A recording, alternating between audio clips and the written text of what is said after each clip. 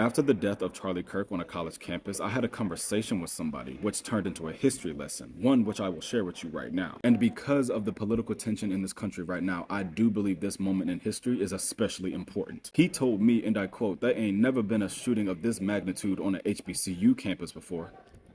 Not true. There, in fact, has been 3 shootings either near or on an HBCU campus in the last 2 years. But the incident in history that I'm about to share with you is one that is not talked about enough, and it happened right here in Greensboro, North Carolina. In May of 1969, Greensboro, North Carolina, a young student by the name of Claude Barnes was voted by his classmates to be the student body president at Dudley High School. However, the leaders of the school or board essentially denied the election results and refused to seat Barnes in. This, of course, sparked local peaceful protests at Dudley High School, and these are the chain events of the 1969 Greensboro Uprising. The protest itself grew by the masses to the point where it spread just down the street to North Carolina A&T State University. What caused the escalation from peaceful to violent, witnesses described as a carload of white people opening fire on protesters. Now, if you ask me, that sounds like a fucking drive-by. As a result, there were police that were opening fire as well, and there were a handful of protesters that were defending themselves.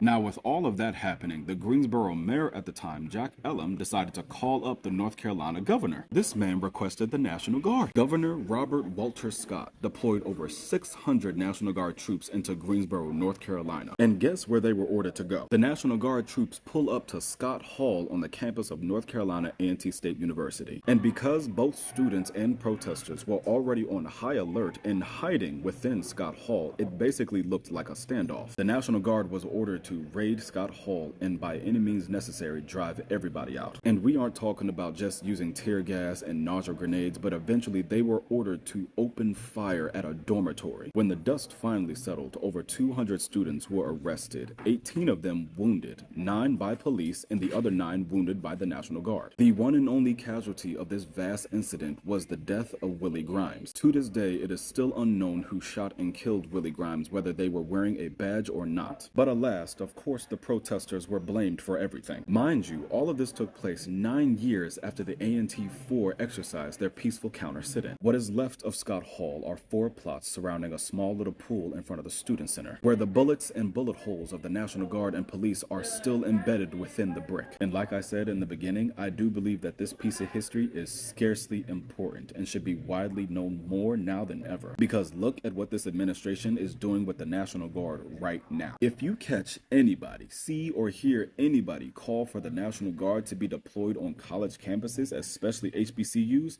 come back to this video.